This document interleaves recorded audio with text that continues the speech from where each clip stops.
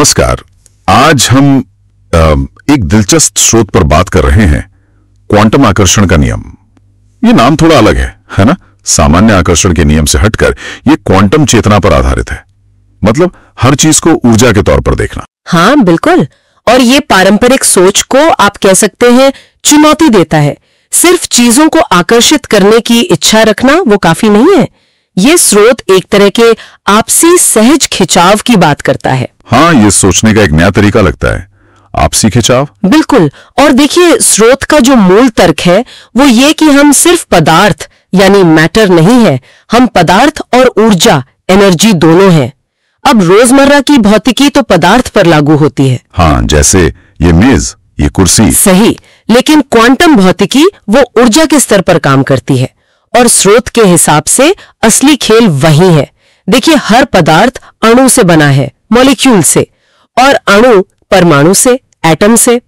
और परमाणु को अगर आप देखें तो वो ज्यादातर तो खाली जगह है, बस उसमें एक ऊर्जा क्षेत्र होता है, एक तरंग, वेव जैसी, और उस तरंग में सूचना होती है, इंफॉर्मेशन, और एक खास फ्रीक्वेंसी, जैसे ईसीजी में दिल की धड़कन दिखती है ना, कुछ वैसा। अच्छा, तो ये ऊर्जा का स्तर ही है जहां बदलाव मुमकिन है। स्रोत ये तो यही इशारा करता है, और यहीं पर वो दृष्टा प्रभाव, ऑब्जर्वर इफेक्ट वाली बात आती है। स्रोत ने यंग के डबल स्लिट प्रयोग का उदाहरण भी दिया इसके लिए। हाँ, वो बड़ा दिलचस्प है। क्या आप थोड़ा समझा सकते हैं कि स्रोत उसे आकर्षण से कैसे जुड़ता है? जरूर।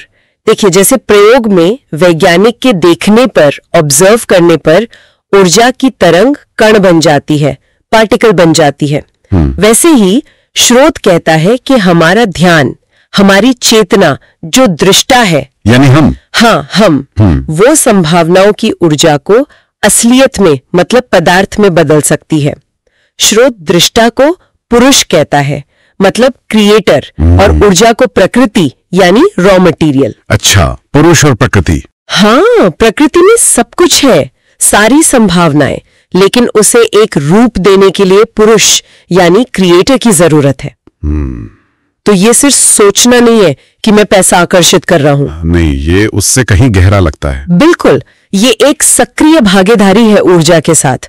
और इसी से जुड़ी एक और मतलब चौंकाने वाली बात, स्रोत कहता है क्या कि हम जिसे वास्तविकता समझते हैं उसका सिर्फ 0.0001% ही पदार्थ है, पार्टिकल।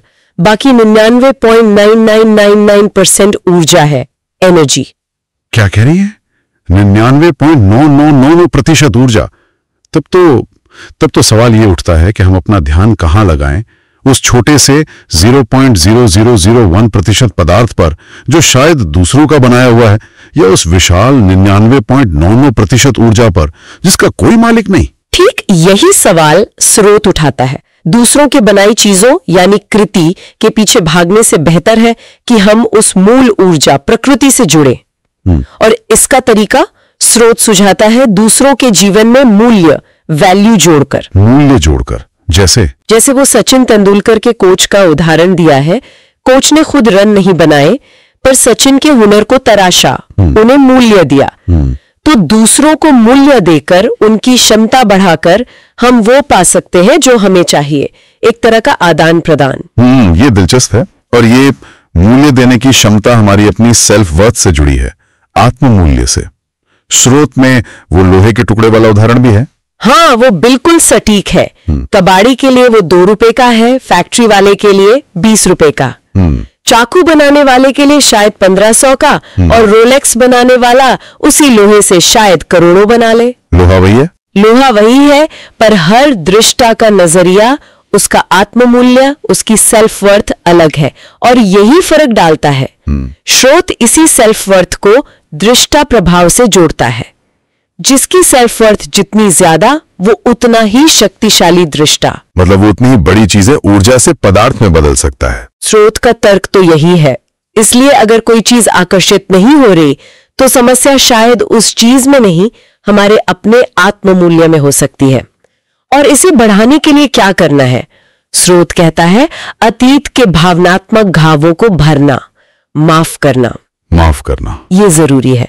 और एक और बात थी, भाव बनाम अभाव। हाँ, ये भी बहुत अहम है। स्रोत कहता है कि हमारे पास चीजों का अभाव नहीं है, बल्कि उन्हें पाने के लिए जो जरूरी भाव है, वो तीव्र भावनात्मक जुड़ाव, वो एहसास, उसका अभाव है। अभाव भाव का है, चीजों का नहीं। सही कहा। सिर्फ चाहना काफी नहीं, उस लक्ष्य के प्रति एक गहरा खिंचाव, एक मजबूत एहसास, एक यकीन होना चाहिए। अगर वो भाव नहीं है तो आकर्षण मुश्किल है, स्रोत के अनुसार। और इस पूरी प्रक्रिया को हमारे दिमाग का एक हिस्सा कंट्रोल करता है, वो रेटिकुलर, क्या था? Reticular activating system, RAS। हाँ। स्रोत के अनुसार ये हमारे दिमाग का फिल्टर है, गेटकीपर है। ये तय करता है कि हम किस पर ध्यान दें। अच्छा। उत आकर्षण को सिर्फ इच्छा नहीं मानता, ये क्वांटम स्तर पर ऊर्जा से जुड़ना, अपनी सेल्फ वर्थ बढ़ाना, सही भाव पैदा करना और अपने RAS को सही दिशा देना है।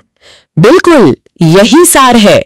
और ये एक अहम सवाल छोड़ जाता है कि हम अपने रेटिकुलर एक्टिवेटिंग सिस्टम, अपने RAS को अपने सबसे जरूरी लक्ष्यों के लिए प्रोग्राम कैसे करें, प्रभावी ढंग से। हाँ, ये कैसे करें? स्रोत इशारा तो करता है कि ये मुमकिन है। हाँ, मुमकिन है, और शायद यही आगे की खोज का, समझने का विषय है। वाकई। और ये सोचने पर मजबूर करता है, क्या हम अपनी ऊर्जा बस उन्हीं चीजों के पीछे लगा रहे हैं जो पहले से मौजूद हैं, या फिर हम उस 99.99% संभावना वाली ऊर्जा से कुछ नया बनाने पर ध्यान दे सकते हैं, जैसा ये स्रोत कह रहा है। सोचने वाली बात है।